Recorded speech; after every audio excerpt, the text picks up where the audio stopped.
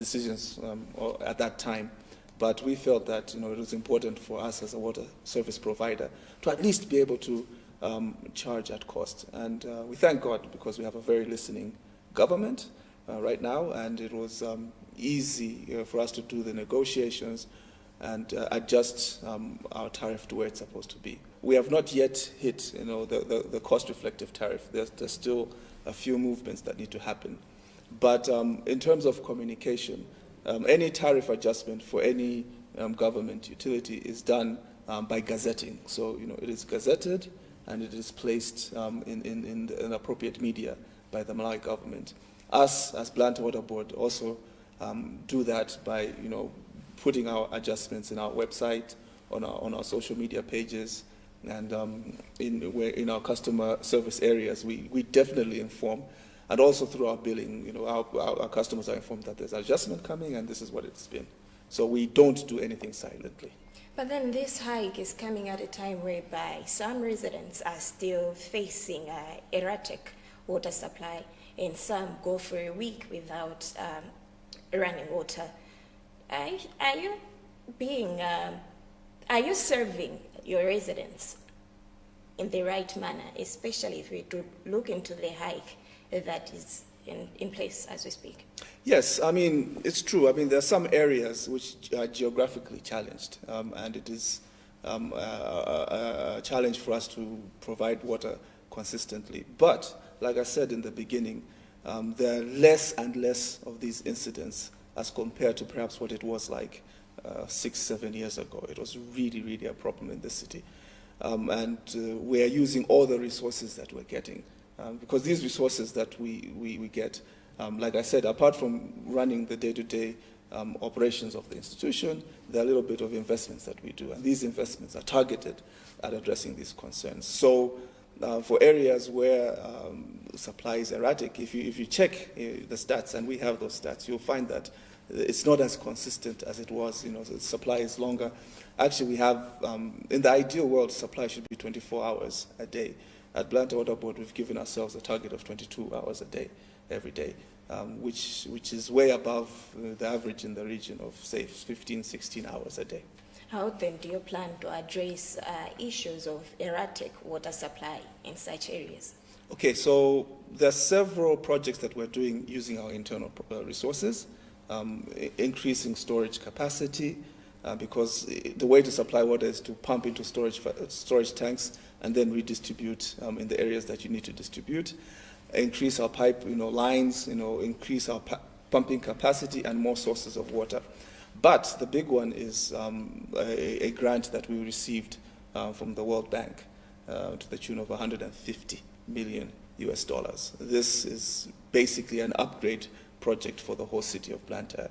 So in that, we are addressing the very specific areas that you're concerned about, and other areas too, where supply might look like it's okay now, but looking into the future, as the city continues to grow, we might find the same challenges. So it's important for us to invest now, upgrade now, and make sure that we are moving with the times. Important to note that Blantyre Water Board is single-handedly one of the oldest institutions in Malawi, established in 1929.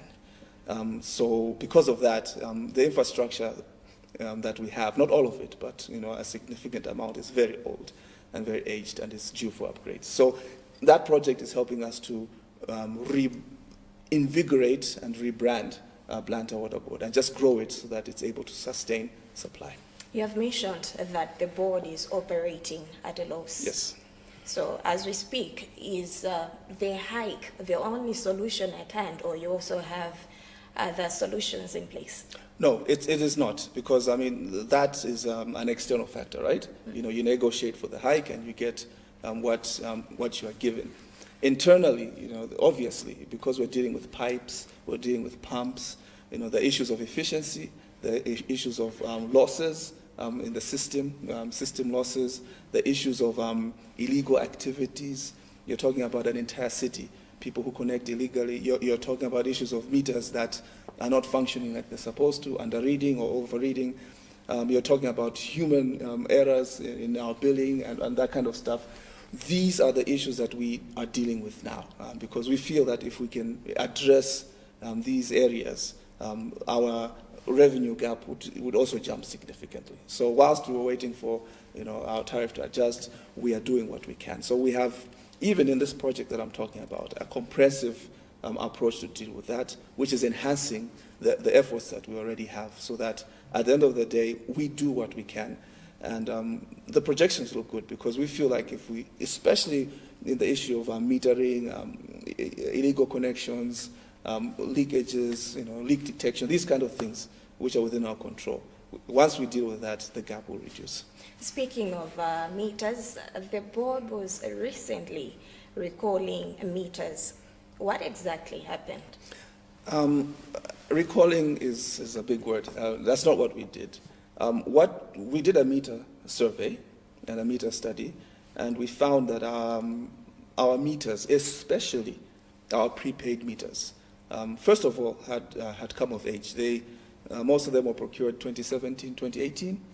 So they had come to the end of their life, and every piece of equipment, including meters, has to be replaced when it comes to end of its life.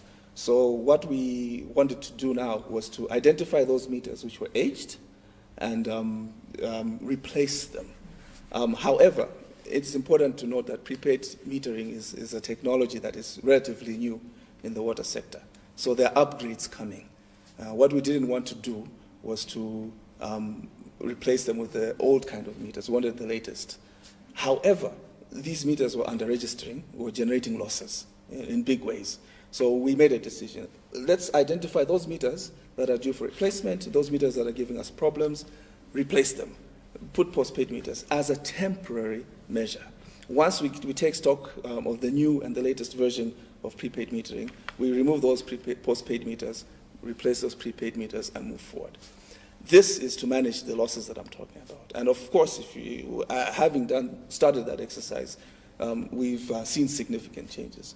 Many customers have come, we were waiting for this because my meter was not registering for the longest time. I was taking water for free and so on.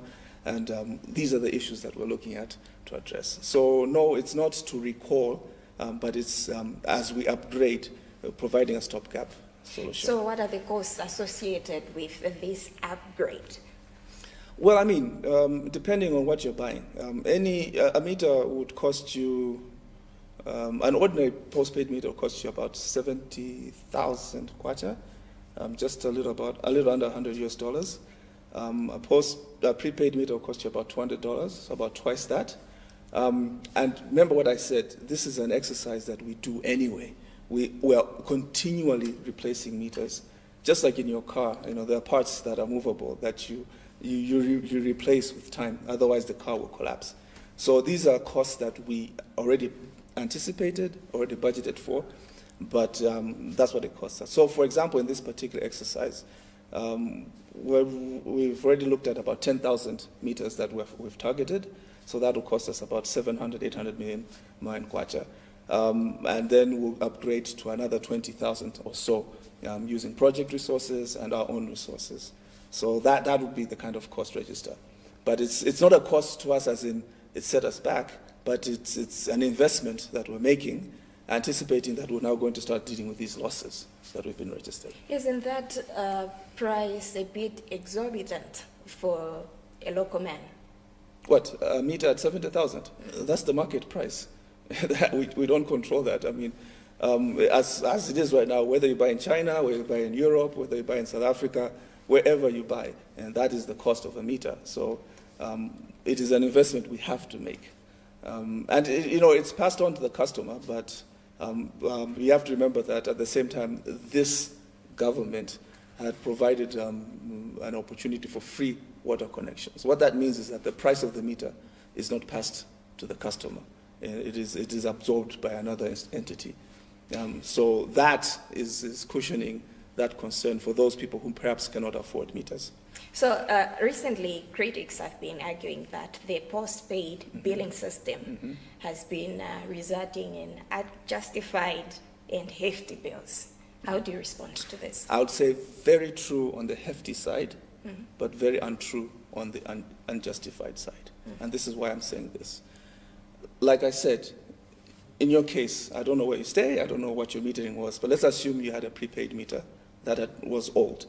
If you are consuming 10,000 kwacha worth of water every month, as an argument's case, that meter would probably have been charging only 5,000 kwacha, maybe for a year or so. That 5,000 kwacha that we're not collecting is on record, and we would have to collect it anyway at some point. So when we came and saw that your meter is under registering, what we did was to replace it with a postpaid meter, accumulated what you owed us, and combined it with what you owed us that particular month. Therefore, the first bill that comes to your attention is exorbitant. But we are not a money-making organization.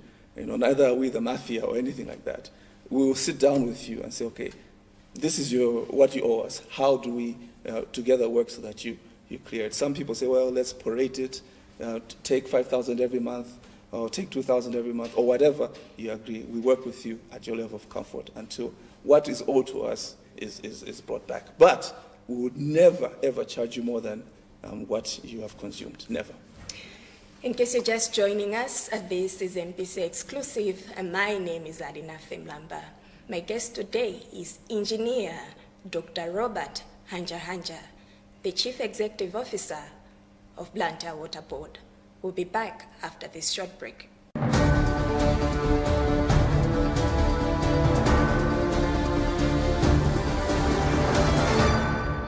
Welcome back. This is MPC Exclusive with me, Alinafe Mlamba. We're continuing this edition with Engineer Dr. Robert Hanja, the Chief Executive Officer of Blantyre Water Board. So you were mentioning that much as these meters bring up hefty bills, much as you have justified that, from where you are, which one would you prefer? The prepaid billing system or the postpaid billing system? Obviously, we prefer prepaid metering, and that is the direction that we are going. Why? Because it's more convenient for our customer. And at the end of the day, we are more a customer service utility than anything else. When you have a prepaid facility, you manage, what you consume, you know that I'm about to run out of credit and so on. It's the modern way.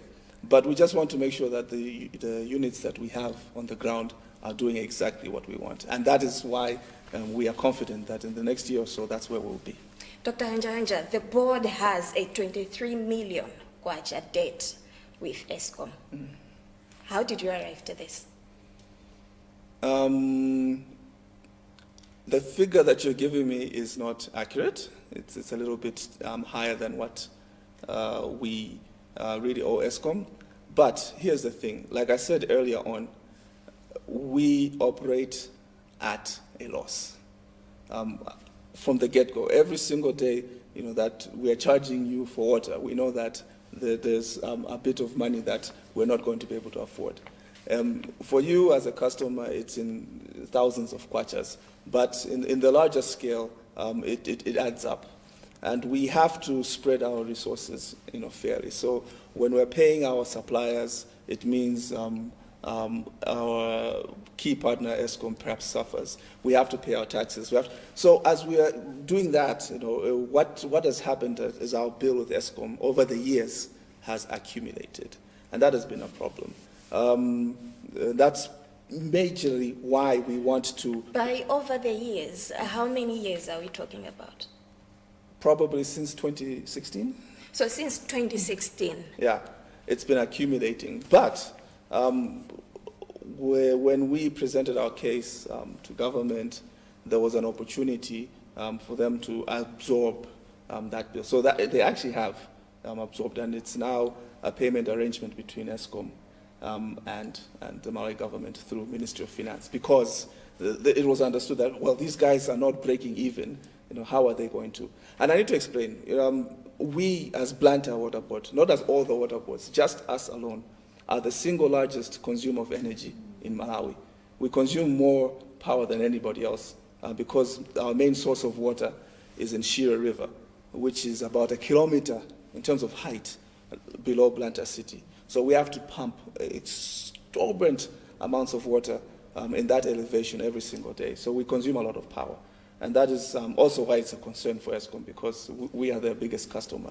It concerns us that we're doing that. But we are negotiating. We're on the table. We're agreeing on how to adjust their tariff, how to adjust our tariff, and once we break even, how we can clear whatever resources. But for the billing that existed, the government has taken over because they could understand the situation and they felt it was important to clear that. Yeah. For a board that is operating at a loss, and as we speak has exorbitant debts, don't you think it's a bit contradicting, considering that there is this perception that your officials use a luxury cars at a time whereby you claim you're operating at a loss? Which luxury cars? I mean, this is a perception, and I like that you've used the word perception.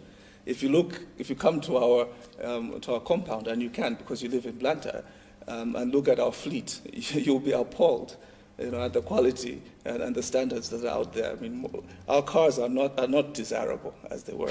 As for the 3 or 4 managers who have cars, they are guided by what the government policy provides for. So, and we are very, very strict, especially when it comes to replacements and management of the resources and so on. There is no luxury at Blantyre Water Board, to be very honest with you. If you look at our fleet, you'll be like, oh no, this isn't right. So let's talk about the Likubula water project. How many people have you served since 2017? Okay, so Likubula project was designed to serve our eastern side of the city, which is Limbi. And Limbi is our oldest part of the city, but also probably one of the more dense areas of Blantyre. So I would put it at perhaps 1/3 of our population. So Blantyre is about 1.3 million, so you're talking 500,000 to 600,000 people who potentially are to benefit from this project. And it's good that you've asked it after the previous question, because remember I was talking about high costs. One thing that we think can address that concern is to look at another source of water beyond Shire River, where pumping is reduced significantly. And now, speaking of that, this is a project that was financed by the Exim Bank of India, yes. At a tune of 24 billion kwacha. Yes. Have you started repaying this loan? Yes, government is paying that loan back. It already started paying off. And we understand that you have not reached 50% capacity since commissioning. Is it true? Very true, and that's where I was heading to. Because in terms of the way it is designed right now, we're able to use it at full capacity. What we do is we regulate usage, especially in the dry season, which is now, because the river that we draw water from, Likubula, is shared by ourselves, Southern Region Water Board, local water users in the Mulanje area, and so on. So if we were to extract at full capacity in the dry season, we would deny other users in the community from accessing water. And that's where I was heading to. To address that, what we want to do as Blantyre Water Board is to put a dam in the mountain, similar to Mulunguzi Dam in Zomba. We believe that if we did that, perhaps a dam 2 or 3 times the size of Mulunguzi, first of all, it would be a multi-purpose dam, so other users can benefit from it. Number 2, it would make us not have to ration water usage in the dry season, and it will bring the usage of the scheme that we put in Mkulu at full capacity. So we've already identified resources under the World Bank project to do the design for this dam, identifying the site, identifying the capacity, the volumes, and so on, and that is coming out soon. And we're at the moment looking for also other resources to support that design so that we can actually go from design to construction, so that we actually put a dam up there. Apart from changing the outlook of Mulanje and also providing resources for other users, what will happen therefore is that this will become perhaps 50 to 60% of the main source for us in Blantyre City. And because of that, the scheme we use in Walker's Ferry, which is from the Shire River, would be minimized. Therefore, our operational costs would drop significantly. Let me say this again, just before you ask the next question. For every 1 kwacha that I produce, 70 tambala goes to ESCOM as their bill. And it's the 30 tambala that now I use to operate and run the institution. So we're basically working for ESCOM. Hence, the need to find other ways of supplying water. Dr. Hanja, Blantyre Water Board is among the parastatals which is committed to reform. You seem to have quite a number of ambitions. But then I have one area of interest and which I find pretty fascinating, which is to focus on establishing your own power generation plant. Can you update us? What progress have you made? Great. So with India Exim Bank, we partnered with them and we did the design for the whole thing. We actually want to do a solar farm which would cater Walker's Ferry and Chileka, where we have our largest pumping facilities in town. It was to generate 65 to 70 megawatts of energy, including backup batteries and all that. So a proper solar farm in its entirety. We got the funding for the design, and we've done that. There was a bit of a change in the funding direction, so we're looking for another partner who can help us so that we do the actual construction and implementation, so that that again will help to alleviate the energy question. Because as you can see from the ESCOM conversation, our biggest challenge is energy. And yes, we're going flat out. It's just now finding the resources for the next phase, which is the actual purchase of the solar panels. Land, we are a huge landlord. We have land, in abundance, so that is not an issue. The sun, we have a lot of that, and Chileka, Walker's Ferry are very hot places, so we know it will work. So yeah, we are moving forward with that, but it's the funding which is the funding gap which we're addressing right now. So we should just say that it is the Exim Bank of India which is financing this project. Which financed the design.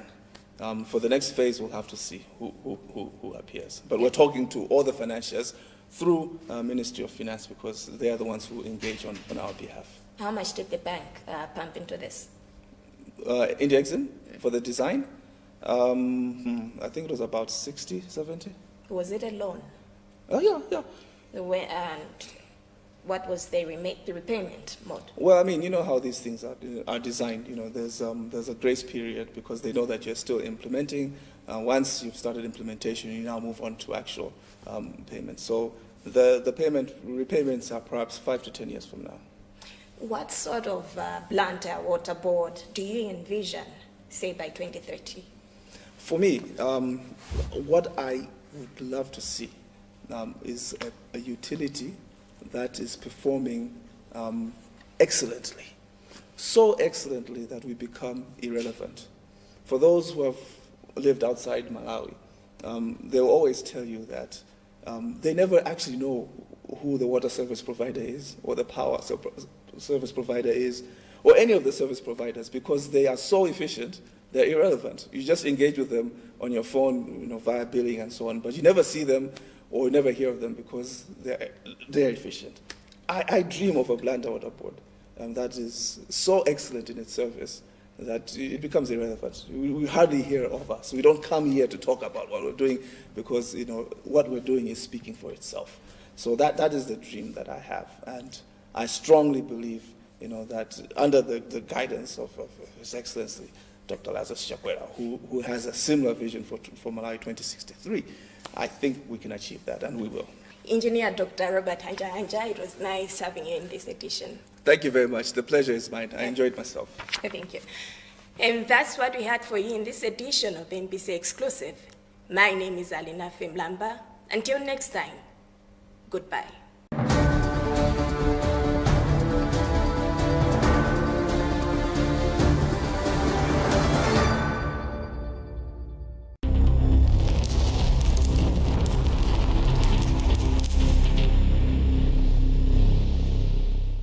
There's no disappointment in heaven. Kodi mukulingalira zowamangira chiriza okondedwa malemu abale wanu? Kampani yanu ija yotsogola ya Tile Masters ili pano kukuthandizani. A Tile Masters amapanga ziliza za granite, za matiles komanso za terazo zolimba, zapamwamba komanso zokongola pa mtengo ochipa. Tile Masters itu amakafika pena paliponse m'Malawi muno komanso layby amalola. Onetsani chikondi chanu komanso ulemu wanu omaliza kwa abale ndi anansi omwe anatisiya. Apezeni Tile Masters lero kuti akakupangireni ziliza zamakono. Musabetse ndalama zanu kwa atambwali omwe angoti mbwe mtauniwa komanso pa social media. Tawayimbirani foni Tile Masters lero. Telefone 0999 206 701 kapena 0880 974 949 kapena apezeni pa tsamba la Facebook la Tile Masters Malawi. Our departed loved ones deserve honor. Let's honor them. Tile Masters, trusted since 2003. Sing glory around the white throne.